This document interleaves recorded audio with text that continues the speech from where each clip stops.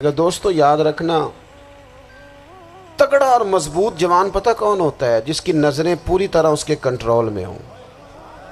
یہ علامت جوانی ہے۔ جس آدمی کا پوری طرح، دو لوگ دنیا میں کبھی کوئی کارنامہ سر انجام نہیں دے سکتے، ایک جو حرام کھاتا ہو، ایک جس کی نظر ناپاک ہو۔ محمد بن قاسم جب یہاں آئے تھے نا،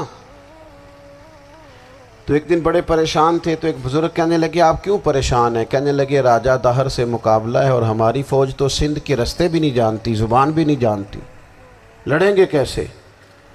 2-4 دن کے بعد ان بزرگوں کی دوبارہ محمد بن قاسم سے ملاقات ہوئی تو بڑے خوش تھے۔ کہا اب آپ کیوں خوش ہیں؟ کہنے لگے وہ میرا مقابلہ نہیں کر سکتا، میں نے تحقیق کر لی ہے۔ کہا کیوں؟ کہنے لگے نظر کا گندہ ہے، اور جو نظر کے گندے ہوتے ہیں وہ میدانوں میں ٹھہرا نہیں کرتے۔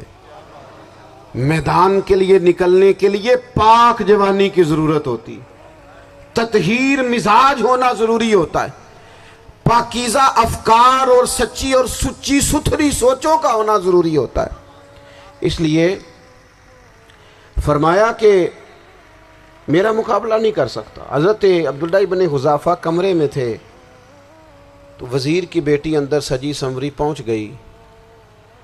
جیسے ہی آپ نے اس کفر کی چال کو دیکھا تو تیمم کر کے نفل شروع کیے۔ وہ ساری رات بیٹھی رہی، رب کا بندہ ساری رات عبادت کرتا رہا۔ عبادت بڑا سہارا ہے، مصلی بڑا سہارا ہے اللہ کے بندوں۔ صبح دروازہ کھولا، وزیر نے اپنی بچی سے پوچھنا چاہتا تھا رزلٹ کیا نکلا، تو وہ کہنے لگی پیچھے ہٹ جا، اب تیرا میرا تعلق کوئی نہیں، میں نے نبی پاک کا کلمہ پڑھ لیا۔ اس نے کہا میں نے بھی زمانہ دیکھا ہے، پر یہ کیا لوگ ہیں، کستوری کے بنے ہوئے، سندل سے دھلے ہوئے، کہ میں ساری رات کمرے میں رہی اور 100 اور 1000 آدمی جس جوان کا مقابلہ نہ کر سکے، اتنا طاقتور جوان کمرے میں رہا اور اسے نظر اٹھا کے نہ دیکھا۔ او کچا رنگ للاری والا جڑا چڑھدا تے لیندا رہندا ہے، اے عشق تیرے دا رنگ محمد چڑھیا پھر نہیں لیندا۔ میں کہا ایک دفعہ نظر اٹھا کے نہیں دیکھا، کمال ہو گئی۔ اتنے بڑے لوگ، اتنی بڑی سعادت مندی، فیروز بختی، معاملہ فہمی حد ہو گئی۔ اللہ اکبر۔ دوستو بادشاہ جب پوری طرح ہار گیا نا، اس نے کہا مار دو۔ تیل گرم کیا ایک کڑاہی میں، اور جب آپ کو اس میں ڈالنے لگے تو آپ کی آنکھوں میں آنسو آ گئے۔ بادشاہ کا خیال ہوا شاید نرم ہو گئے ہیں، کہنے لگا روئے کیوں؟ فرمانے لگے سوچتا ہوں جان ہی ایک ہے، کتنا مزہ ہے اس کی راہ میں جان دینے کا، کتنی لذت ہے اس کے نام پر مرنے میں، کتنا لطف ہے۔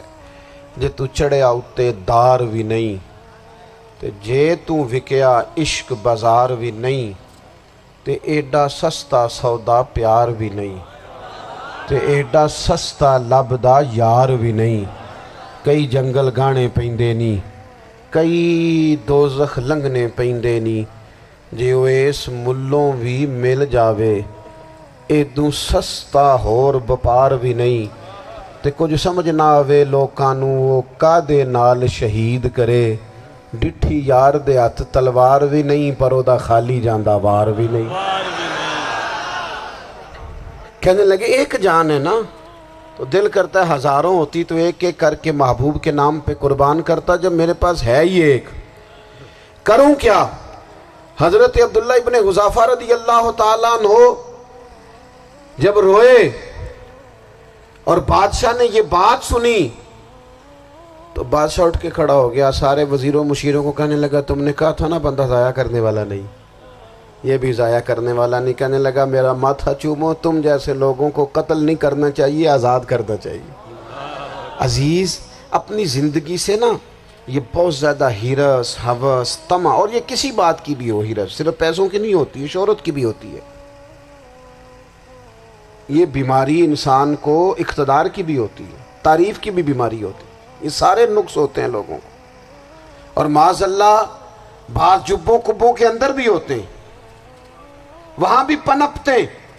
اپنی زندگی جب تک اس سادگی میں نہیں لاؤ گے جو رسول پاک نے عطا فرمائی ہے، جب لوگ آسانیوں میں پوری طرح الجھ گئے تو پھر وہ دور ہوئے اور کفر چڑھ گیا۔ دوسری بات، اللہ کے محبوب صلی اللہ تعالی علیہ وسلم کی محبت ہم سے تقاضا کرتی ہے کہ ہم اس مشن کے لیے کام کریں جس مشن کے لیے رسول پاک نے کام فرمایا ہے۔ ہم سارے کام بڑے مضبوطی سے، سوچ سمجھ کے، تدبر سے، حکمت سے، تقاضوں کو مد نظر رکھتے ہوئے کرتے ہیں سارے کام۔ دین کے کام میں ہمارا مزاج نہیں ہوتا، او ہو جائے گا جی، آپ بسم اللہ پڑھیں جی، شروع کریں جی۔ آپ تقاضوں کو سمجھیں، چیزوں کو دبائیں نہیں، چیزوں پر غور کریں۔ کسی کے ذہن کی سطح پر سوال ابھرتا ہے، اس کا تسلی بخش جواب دیں۔ اپنی زندگی میں دین کے کام کے لیے اپنے آپ کو وقف کریں، اور دین کے کام کے بہت سارے پہلو ہیں۔ ہزاروں لوگوں کو قرآن پاک ٹھیک پڑھنا نہیں آتا، ہزارہا لوگ ہیں جو قرآن مجید کے مطالب سے آگاہ نہیں ہیں، دین کی بنیادی ضروریات سے لوگ نابلد ہیں۔ میں آپ کو کس طرح یہ بات سمجھاؤں کہ ہزاروں کی تعداد میں طلاقیں اس لیے ہوتی ہیں کہ مردوں کو طلاق کے مسئلے نہیں آتے، انہیں پتہ نہیں ہے کہ مجھے حقوق زوجین کے معاملے میں کیسے چلنا۔ ڈھیر سارے گھروں میں تباہی اس لیے ہے کہ تربیت اولاد کا دینی منہج ہمیں نہیں پتا۔ اپنا حصہ ملائیں دین کے کام میں۔ ایک آدمی کو اگر تو نمازی کرنے میں کامیاب ہو گیا، تیری زندگی بدل گئی۔ وہ دین بیزار لوگ جو ہمارے بیچ بیٹھ کے ہماری نوجوان نسل کو پگڑی اور داڑھی کا نام لے کے بنیادی طور پر دین سے دور کرتے، ایسے نوجوانوں کو دین کا پیغام محبت دے کر دین کے قریب کرنا ہماری ڈیوٹیوں کا حصہ ہے۔ ہمیں ذمہ داری کا احساس کرنا پڑے گا، ہمیں یہ خاص قدم اٹھانا پڑے گا، توجہ دینی پڑے گی۔ مساجد، مدارس، میں آپ سے عرض کروں، اتنی ڈٹ کے مخالفت ہوتی ہے نا مدرسوں کی، اتنی ڈٹ کے۔ میں ادارہ چلاتا ہوں، اس کے چلانے میں جو مشکلات ہیں وہ تو ہم بتا نہیں سکتے آپ کو، اس لیے کہ میری قوم، میرا اس قوم سے تعلق ہے جو نعت خواں امیر کرنا چاہتی ہے، مدرسے نہیں۔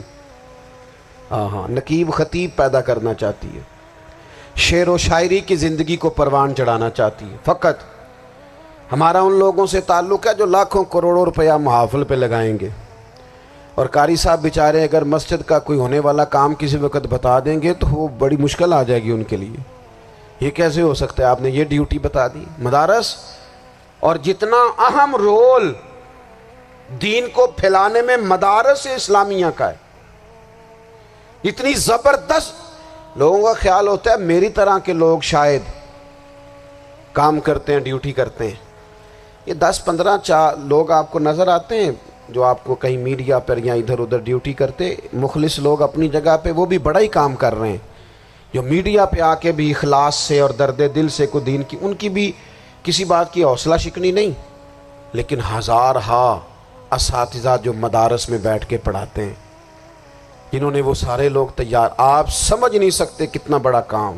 حفظ کا استاد جو ہوتا ہے نا، اس کی ڈیوٹی 24 گھنٹے ہوتی ہے، فجر سے پہلے، اور اس نے بچوں کو اٹھانا۔ تنخواہ تو ہم انہیں دینا نہیں نہ چاہتے جی، تنخواہ نہیں دے دی انہوں نے، ہمیں مولوی امیر نہ ہو جانا۔ مولوی نو تے سوٹ بھی 27ویں والی رات دے ہے تاکہ کدھر سوان کے عید والے دن پا نہ لوے، چونکہ 27ویں تو بات تے درزی پھڑتا ہی کوئی نہیں، کیوں حضرت؟ ایسے ہی ہے نا، اس وقت تو نہیں نہ لیتا۔ تو ہم چاہتے ہیں مولوی ہماری مرضی کے ہماری طرح کا سوٹ نہ پہن لے۔ مدارس کی مضبوطی، آپ یہ دیکھ لیں، یہ صلاح الدین ایوبی کا تعلق بھلا کس چیز سے تھا؟